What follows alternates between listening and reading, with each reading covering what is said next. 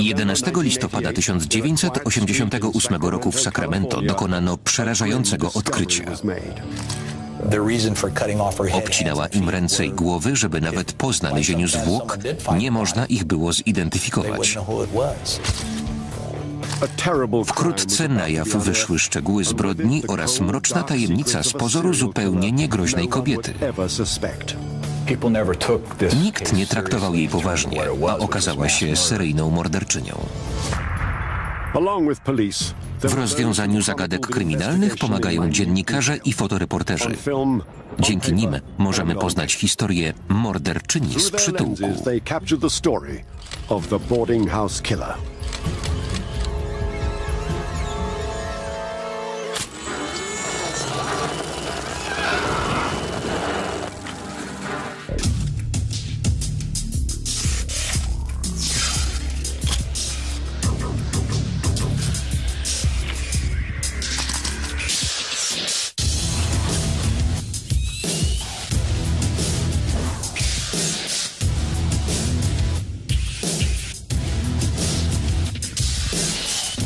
Historie kryminalne.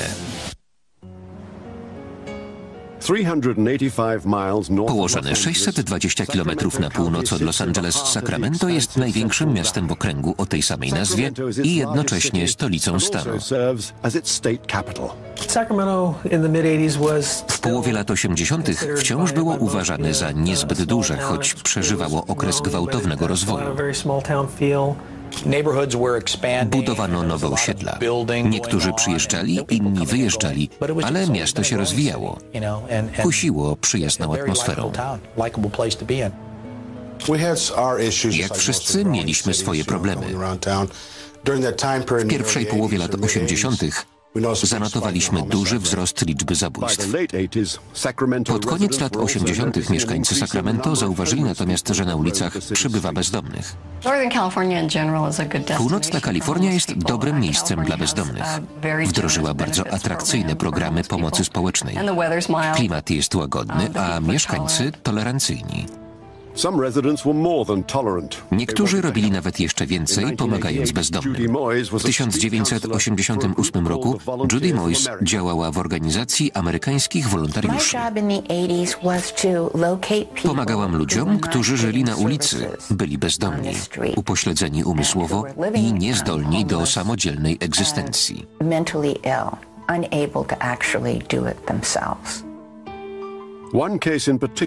Jeden z podopiecznych, Alberto González Montoya, wzbudził jej szczególne zainteresowanie. 51-letni cierpiący na schizofrenię mężczyzna był łagodny jak dziecko. Zasługiwał na dach nad głową. Charmed by Bert's gentle, childlike nature, Judy decided to find him a decent place to live. Położony przy ulicy F pod numerem 1426 biało-niebieski dom w stylu wiktoriańskim sprawiał dobre wrażenie. Podobnie jak jego właścicielka, Dorothea Puente. As was its white-haired landlady, Dorothea Puente.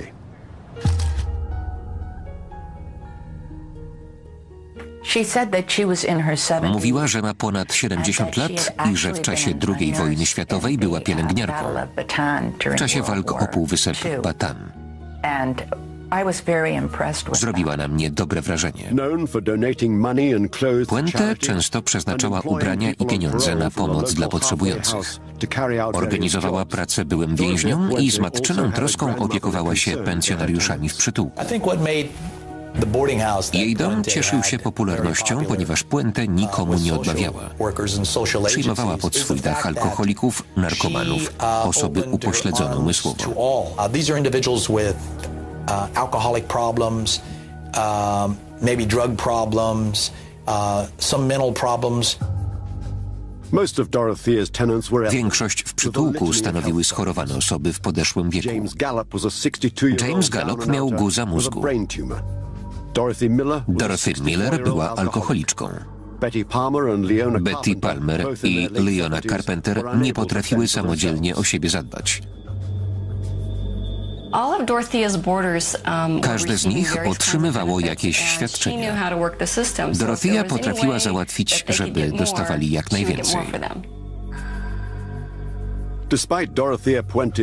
Pomimo jej starań, Gallup, Miller, Palmer i Carpenter wyprowadzili się tuż przed przyjazdem Berta Montoi. 5 lutego 1988 roku, 2 dni po przyjeździe Berta, bez słowa wyprowadziła się Vera Martin. Nie było w tym nic dziwnego. Takie osoby w każdej chwili mogą opuścić przytułek albo przenieść się do innego. Bert razem z innymi pensjonariuszami mieszkał na parterze. Emerytowany kucharz John Sharp stronił od alkoholu w przeciwieństwie do Benjamina Finka.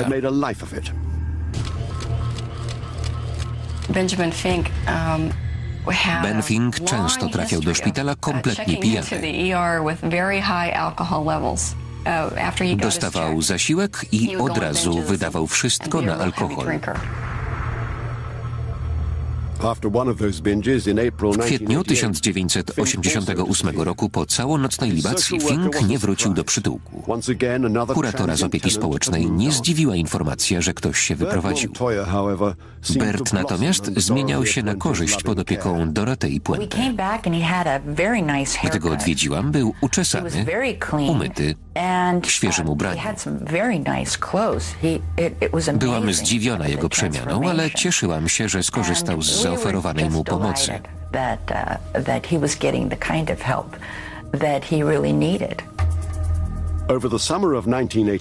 Latem Judy była przekonana, że wszystko będzie dobrze, ale w listopadzie zawiadomiła policję Sacramento o zaginięciu jej podopiecznego, Berta Montoi.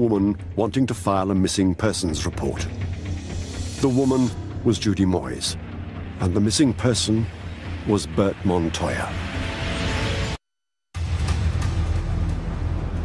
On the 7 listopada 1988 roku policjant Richard Ewing spotkał się z wolontariuszką Judy Moyes, zaniepokojoną zniknięciem jej podopiecznego, cierpiącego na schizofrenię Berta Montoi.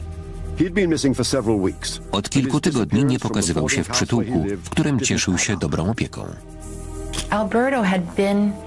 Alberto przebywał u pani Puente niecałe pół roku. Jeden z moich współpracowników poinformował mnie, że Bert opuścił przytułek i pojechał do Meksyku, aby odwiedzić brata Dorothei.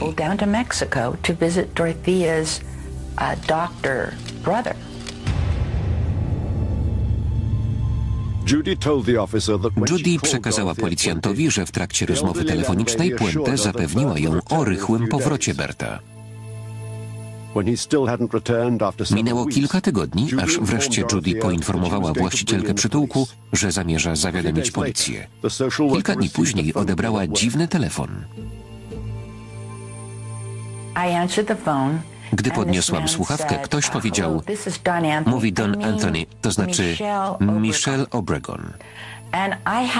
Alberto przebywa ze mną w Shreveport w stanie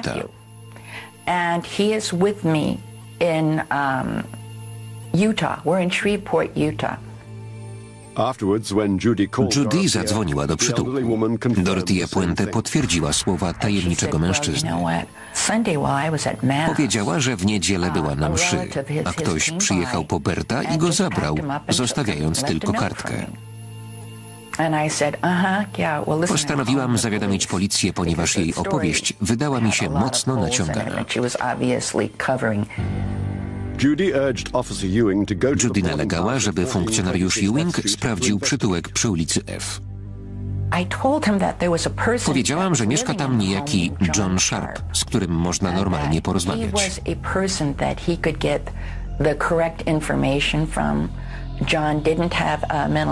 Nie był alkoholikiem, nie miał też zaburzeń umysłowych.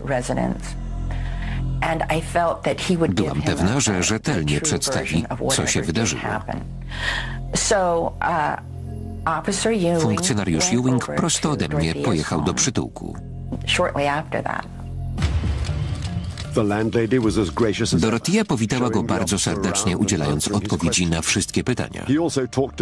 Policjant rozmawiał też z Johnem Sharpem, który potwierdził informacje o wyjeździe Berta Montoi. Ewing, przekonany, że Puente mówiła prawdę, pożegnał się i wyszedł. Przy furtce dogonił go John Sharp. Przekazał kartkę z prośbą o spotkanie pod innym adresem, ponieważ chciał mu coś powiedzieć. Policjant spotkał się z tym mężczyzną i dowiedział się, że Dorothea kazała podopiecznym mówić, że Bert wyjechał z krewnymi.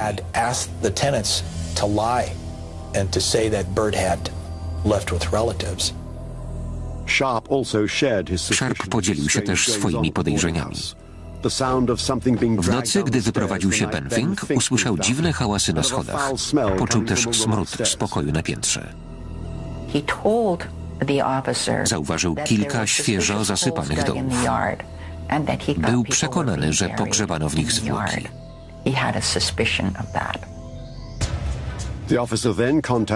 Funkcjonariusz Ewing zawiadomił sierżanta Cabrera z Wydziału Poszukiwań Osób Zaginionych. Oczywiście najpierw sprawdziliśmy panią Puente, jej dokumenty i tak dalej. Okazało się, że była skazana za fałszowanie czeków zasiłkowych, a także o podawanie pacjentom narkotyków.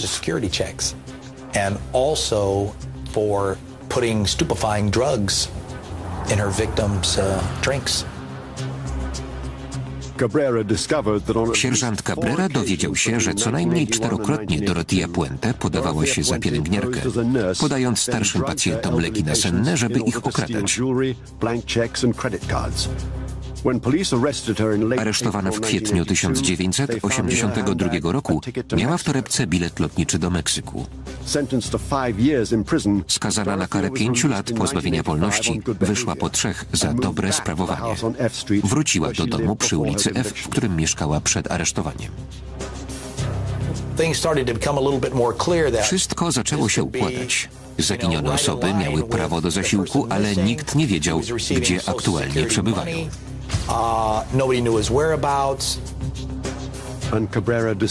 Cabrera odkrył coś jeszcze. Zgodnie z informacjami w aktach, Dorothea Puente miała 59 lat. Okłamała Judy Moyes w kwestii swojego wieku. Nosiła sztuczną szczękę i miała siwe włosy, które wyraźnie ją postarzały. Detektyw Cabrera pokazał Judy Moyes wszystko, czego się dowiedział. Zapytał, czego od nich oczekuje. Powiedziałam, żeby sprawdził przytułek. Mam zabrać łopatę? Odpowiedziałam, że raczej tak. W piątek, 11 listopada, detektywi John Cabrera i Terry Brown w towarzystwie kuratora Jamesa Wilsona zapukali do drzwi Dorothei Puente.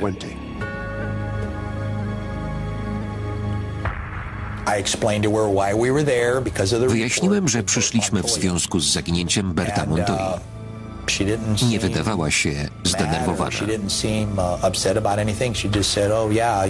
Wspomniała, że rozmawiała z Judy Moyes o tym, że Bert wyjechał z rodziną. Nie miałem powodu, żeby jej nie wierzyć. Patrzyła prosto w oczy i używała przekonujących argumentów.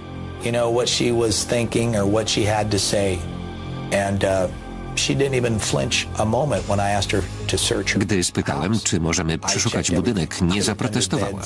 Sprawdziliśmy wszystko, zaglądaliśmy pod łóżka i opukiwaliśmy ściany. Choć przecież Bert był dużym mężczyzną i niełatwo byłoby ukryć jego zwłoki.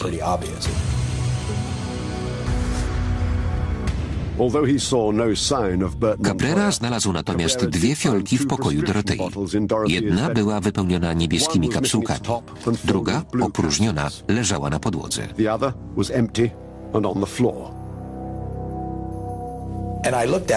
Zobaczyłem, że receptę wystawiono na nazwisko Dorothy Miller. Zabrałem fiolkę do salonu, gdzie czekała pani Puente i zapytałem, kim jest Dorothy Miller.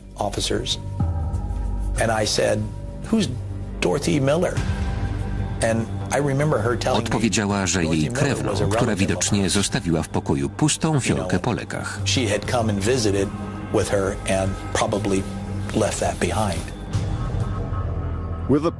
Po wstępnej rewizji domu detektyw Cabrera poprosił o pozwolenie na przeszukanie ogródka. Spytała, po co chce to zrobić. Powiedziałem, że dostaliśmy informacje o zwłokach pogrzebanych w jej ogródku. Nie zareagowała w podejrzany sposób. Powiedziała tylko, że możemy wszystko przekopać. I nawet pożyczyła nam drugą łopatę. Uzyskanie zgody było bardzo ważne na tym etapie śledztwa. Nie mieliśmy nakazu. Zaczęliśmy kopać w 3 różnych miejscach. Po niecałych 45 minutach wydobyliśmy kawałek tkaniny, a potem sporo skórzastych kawałków zagrzebanych nieco niżej.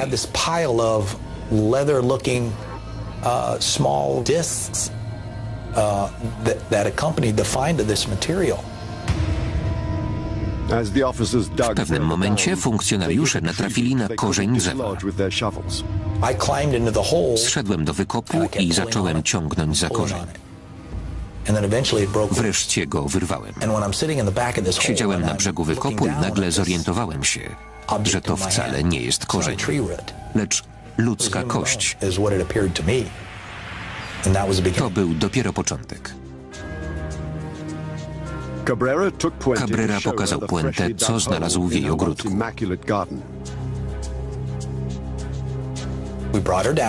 Zaprowadziliśmy ją na miejsce i pokazaliśmy nasze znalezisko. Wydała z siebie okrzyk zdziwienia i bardzo się zdenerwowała. Mówiła, że nie ma pojęcia, skąd to się wzięło. Ponownie była bardzo przekonująca. Policjanci pokazali jej znalezioną kość, stopę w bucie oraz 2 różne kawałki tkaniny.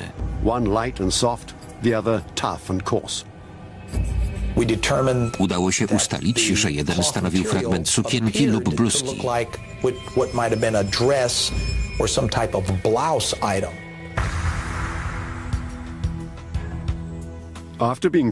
Na miejsce przyjechała koroner Laura Santos, która postanowiła wezwać w pełni wyposażoną ekipę śledczą.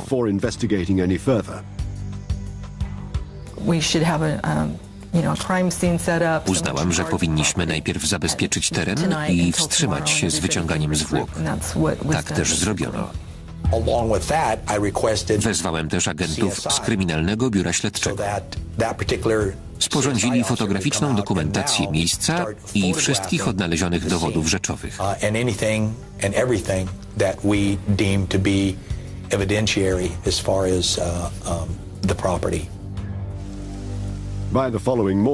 Następnego ranka w sobotę, 12 listopada, na ulicy zgromadził się tłum gapiów. Foliowe płachty zabezpieczały teren przed deszczem. W tłumie czekali też dziennikarze i fotoreporterzy lokalnych mediów. Wszystkie uliczki były zastawione samochodami i telewizyjnymi furgonetkami.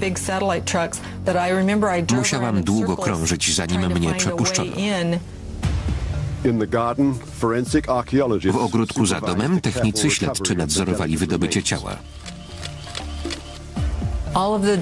Ziemia, w której spoczywały zwłoki, została zebrana do późniejszego przesiania. Zwłoki należały do starszej kobiety. Policja szukała więc dalej ciała Berta Montoi. W sobotę zadzwonili do mnie z Chronicle w San Francisco. Usłyszeli o sprawie. Prawdopodobnie mieli kontakty w policji. Dowiedzieli się, że ekipa śledcza rozpoczęła przeszukiwanie terenu, na którym mogło znajdować się więcej zwłok.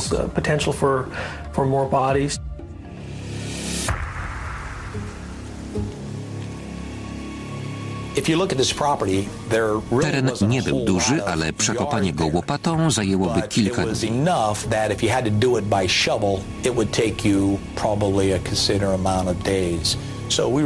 Dlatego zamówiliśmy koparkę, żeby sprawdzić cały teren.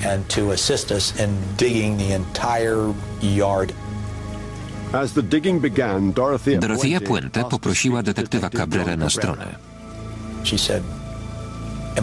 Spytała, czy jest aresztowana. Nie było ku temu podstaw, więc powiedziałem, że nie. Odparła, że jest zdenerwowana i chciałaby wypić filiżankę kawy w pobliskim hotelu.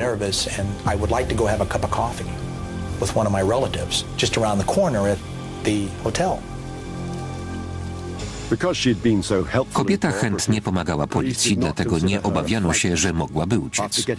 Po uzyskaniu zgody przełożonego, sierżant Cabrera odprowadził Puente do hotelu.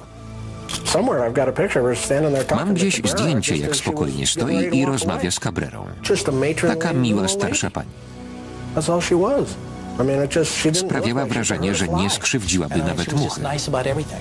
Zachowywała się niezwykle uprzejmie, ale cały czas miałem wątpliwości. Była zbyt miła.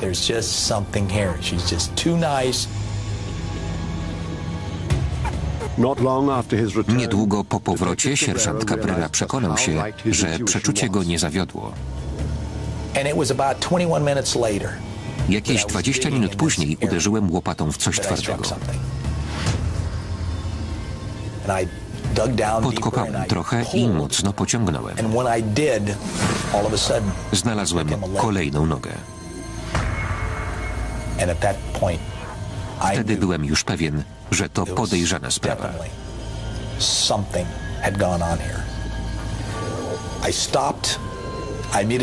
Natychmiast wezwałem dowódcę, który spytał, gdzie jest Puente. Odparłem, że w kawiarni w pobliskim hotelu.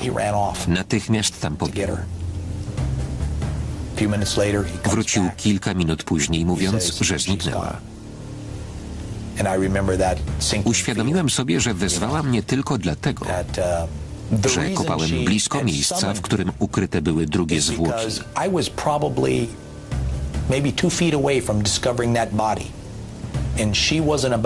Wolała uciec.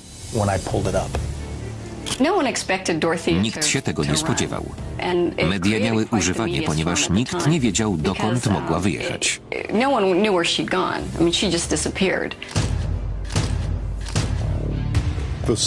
Podczas gdy policja szukała Dorothei Puente, technicy odkryli trzecie zwłoki. Tak jak poprzednio, najpierw oczyszczono je z ziemi przy pomocy pędzelków i małych łopatek. Tym razem ciało owinięte było kocami, prześcieradłem i folią, w niektórych miejscach podszywanymi.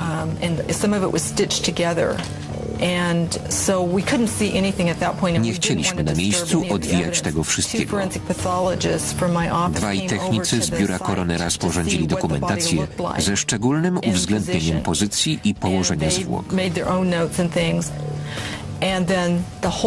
Potem przeniesiono je na desce do furgonetki i przewieziono do kostnicy.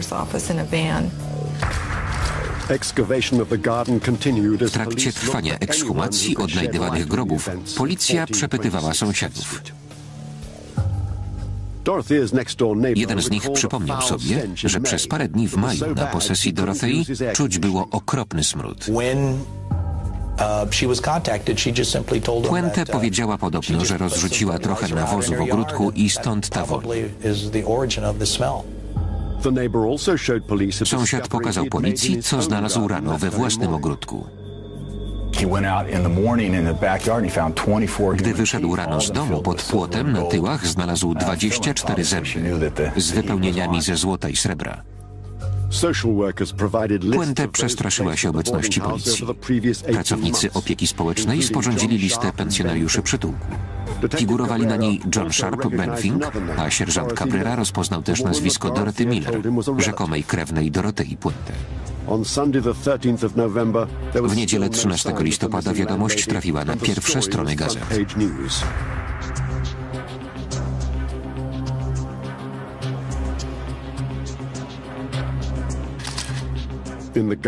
W ogródku Dorothei Puente odnaleziono następne 2 ciała, owinięte folią. Smród, jakby coś się zepsuło. Ludzie zatykali nosy i usta. Niektórzy nosili maski. Wyraźnie czuć było smród.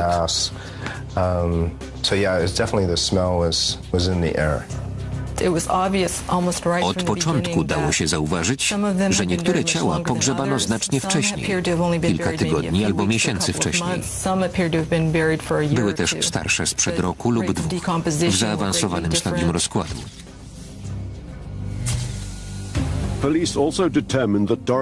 Policja ustaliła, że Dorothea Puente nie kopała grobów sama. Zatrudniała byłych przestępców z pobliskiego ośrodka. Nie wiedzieli, co miało trafić do dołów. Dostawali gotówkę i sprawa była załatwiona. Żadnych podejrzeń.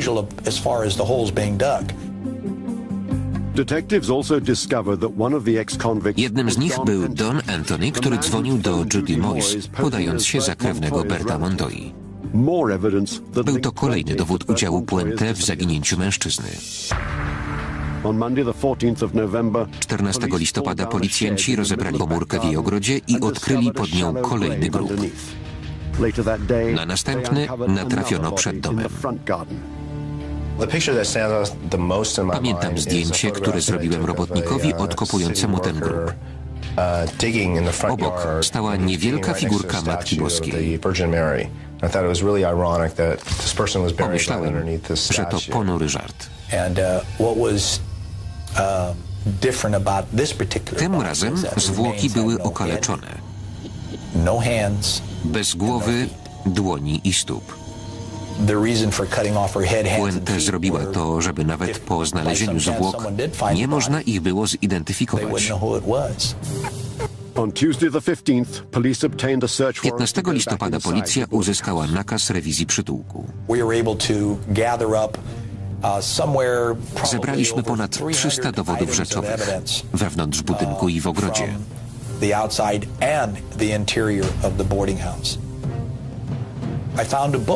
Na stole leżała książka Leki oraz efekty ich działania.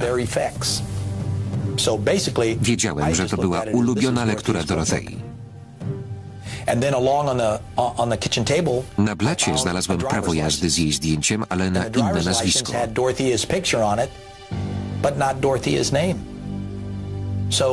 Posługiwała się dokumentami ofiar, które sfałszowała, wstawiając własne zdjęcie.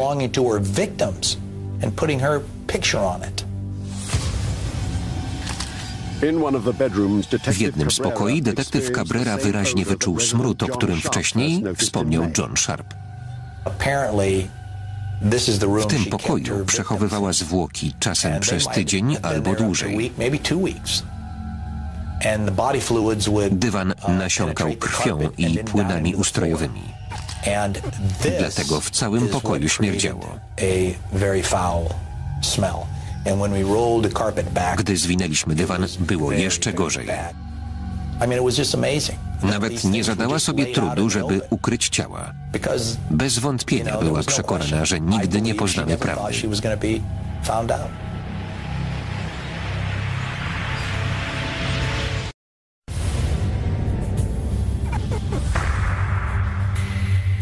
– 16 listopada 1988 roku wiadomość o ciałach znalezionych w ogrodzie w Sacramento trafiła na pierwsze strony gazet. Policja szukała właścicielki przytułku Dorothei Puente. Dzwoniły agencje z całego świata. Przyjechały ekipy z Niemiec, Japonii i Anglii. Odkrycie 7 ciał w ogródku stało się największą sensacją w okolicy.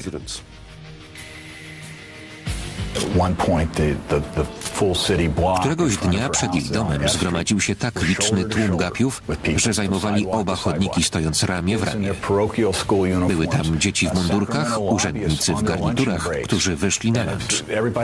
Wywieszali plakaty o masakrze na ulicy F. To był istny cyrk.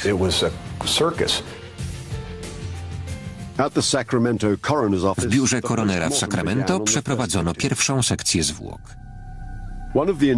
Najpierw zbadano próbki materiału wydobyte przez sierżanta Cabrera.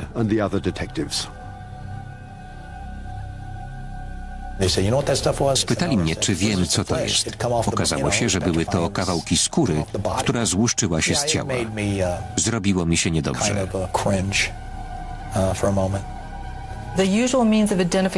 Zwłoki najczęściej identyfikuje się na podstawie uzębienia i odcisków palców.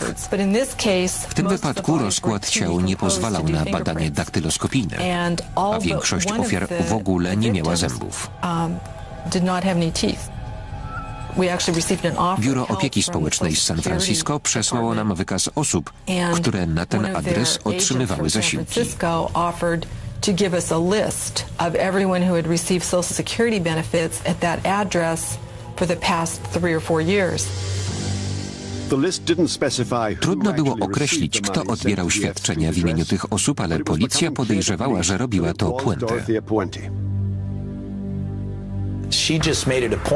Gdy pod koniec miesiąca schodziły czeki, zbierała je i realizowała, a potem zapewniała podopiecznych, że przechowa należne im pieniądze.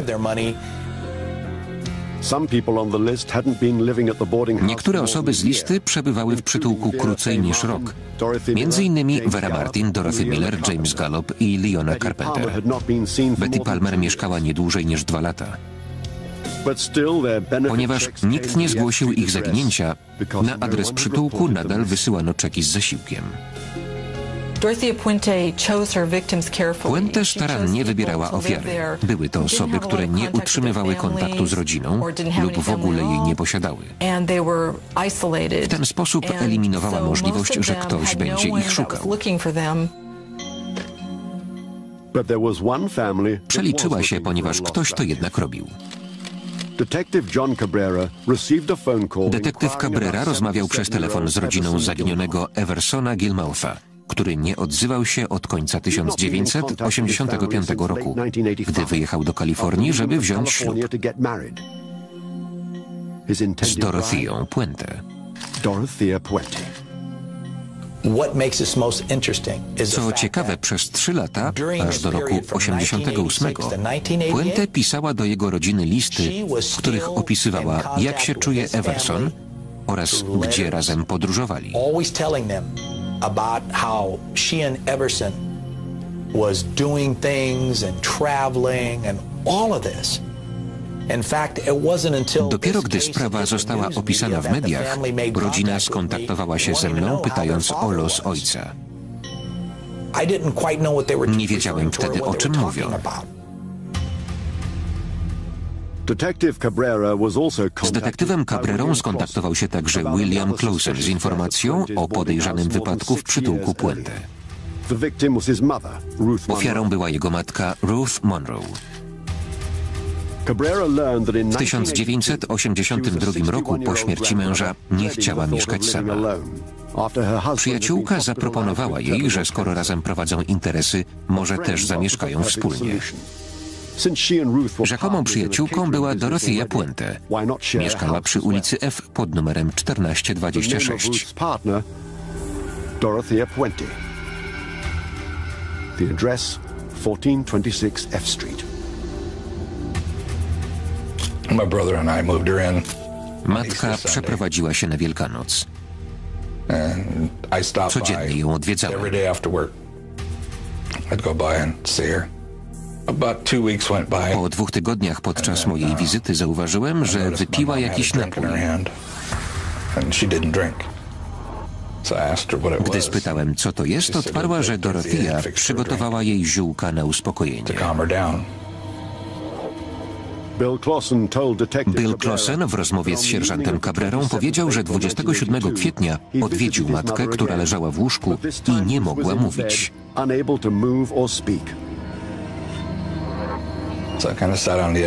Siedziałem na skraju łóżka. Trzymałem ją za rękę i mówiłem, że wszystko będzie dobrze, że będzie tu miała dobrą opiekę. Potem wyszedłem, a rano ktoś zadzwonił, że mama nie żyje.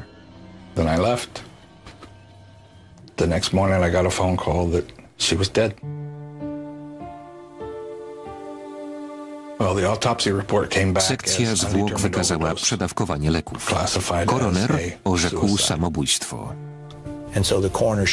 Na miejsce przyjechał lekarz i stwierdził, że Ruth zmarła w wyniku przedawkowania leków.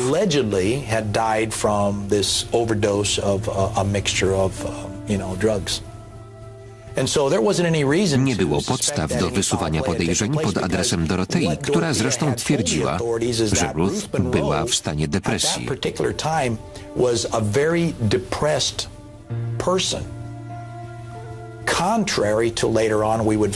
Później od jej rodziny dowiedzieliśmy się, że w istocie była bardzo szczęśliwa. Natomiast gdy umarła, Dorothea wmawiała nam, że Ruth była w depresji.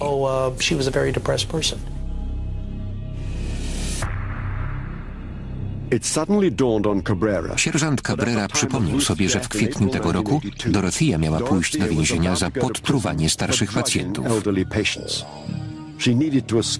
Planowała ucieczkę z kraju i wykorzystała pieniądze Ruth Monroe, żeby kupić bilet lotniczy do Meksyku. Miała go przy sobie w chwili aresztowania. W tych okolicznościach do listy zarzutów dopisaliśmy zabójstwo Ruth Monroe.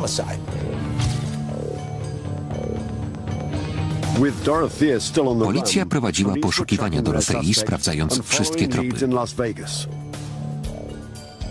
Wieczorem 16 listopada na policję w Los Angeles zadzwonił mężczyzna z Las Vegas. Stwierdził, że całe popołudnie spędził w miejscowym barze, rozmawiając z kobietą poszukiwaną przez policję Sacramento.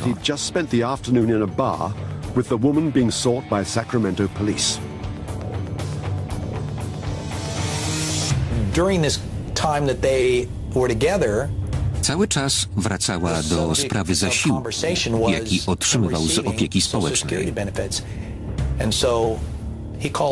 Mężczyzna zawiadomił policję, która udała się pod wskazany adres.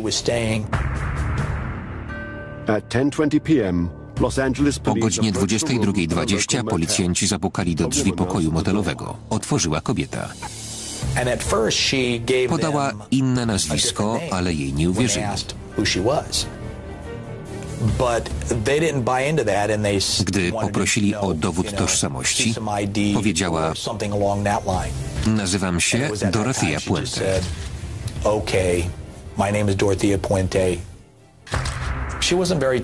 Nie była zbyt rozmowna, ale pamiętam, że przepraszała za to, że pobierała cudzy zasiłek. Stanowczo jednak zaprzeczała, jakoby miała kogokolwiek zabić. Ktoś zadzwonił z informacją, że ją złapali. Pojechałem na lotnisko i widziałem, jak ją wyprowadzają. Z pozoru miłą staruszkę, która nie byłaby w stanie nikogo skrzywdzić.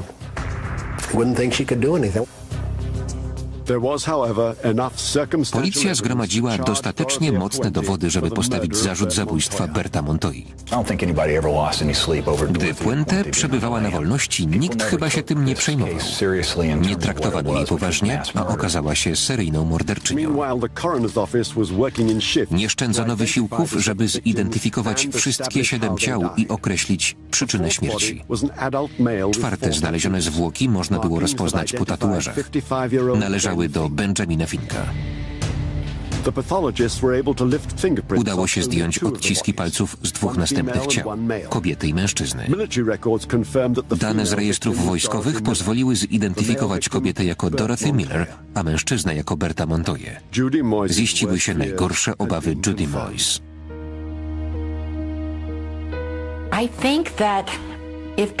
Zamordowała go, bo być może za dużo wiedział o jej sprawkach i mógłby o tym opowiedzieć policji.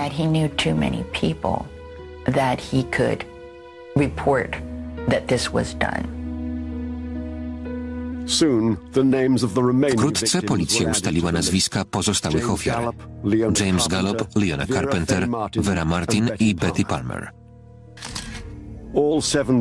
Nie udało się ustalić przyczyn śmierci, ale policja wyodrębniła cechy wspólne. Zauważyłem, że zwłoki wyglądały podobnie, owinięte folią, prześcieradłami i oklejone taśmą. Zamieściłem w bazie policyjnej komunikat z opisem zwłok i pytaniem, czy ktoś spotkał się z podobnym przypadkiem. Wkrótce zadzwonił detektyw z okręgu Sutter z informacją, że znaleźli podobnie zawinięte zwłoki w roku 86. Zidentyfikowano je jako należące do Eversona Gilmoutha, który przyjechał do Kalifornii, żeby się ożenić. 19 czerwca 1990 roku Puente została oskarżona o 9 zabójstw, w tym także dokonanych na Ruth Monroe i Eversonie Gilmouth. Jej proces okazał się nie mniej szokujący niż zbrodnie, których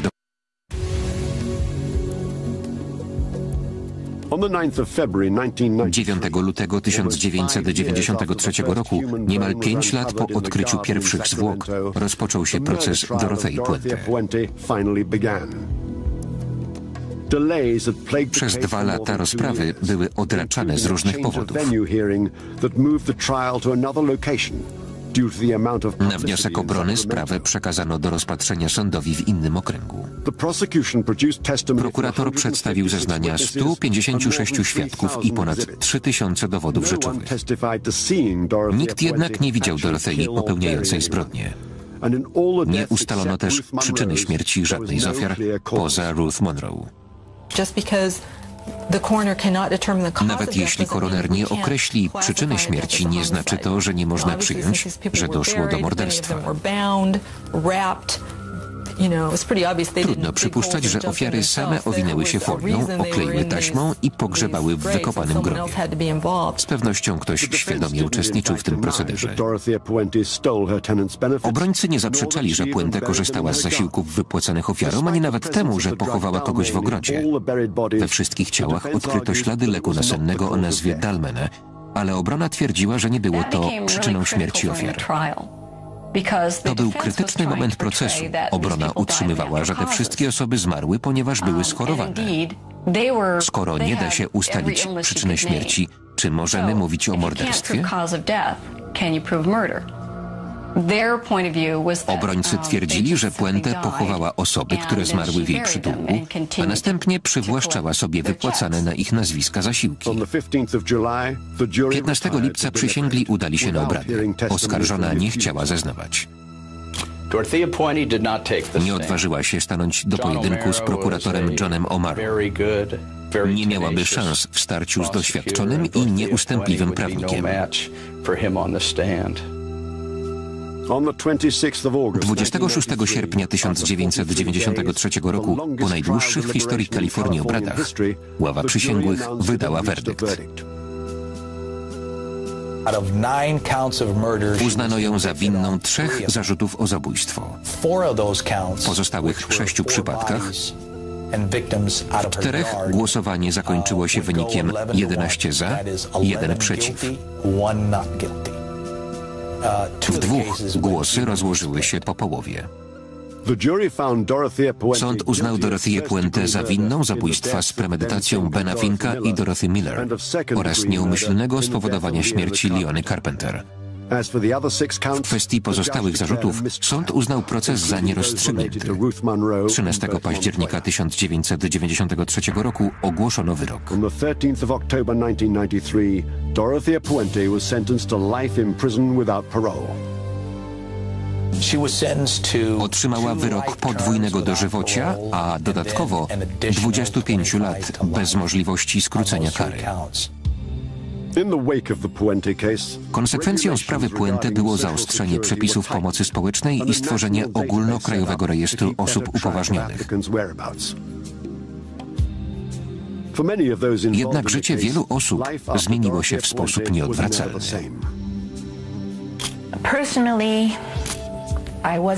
Nie mogłam już pracować jako wolontariuszka. Wytrzymałam pół roku, ale brakowało mi dawnego entuzjazmu.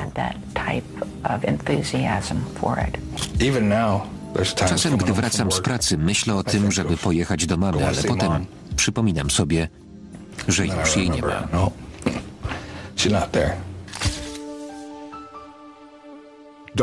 Dorothea Puente pozostanie w więzieniu do końca życia.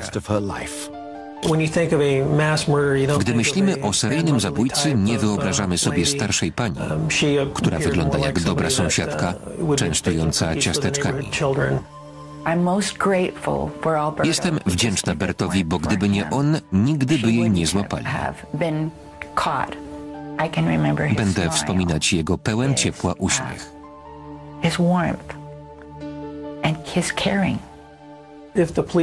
Na pewno zabijałaby dalej i żyła z zasiłków swoich ofiar. Dostała to, na co zasłużyła.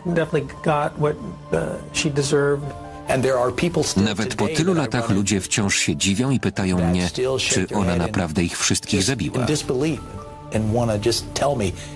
A ja odpowiadam, tak, zabiła każdego z nich.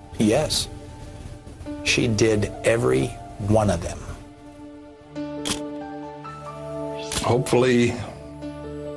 Hopefully she won't. Długo już nie pożyje. And then Bóg ją osądzi i wymierzy jej sprawiedliwą karę. her punishment is still coming.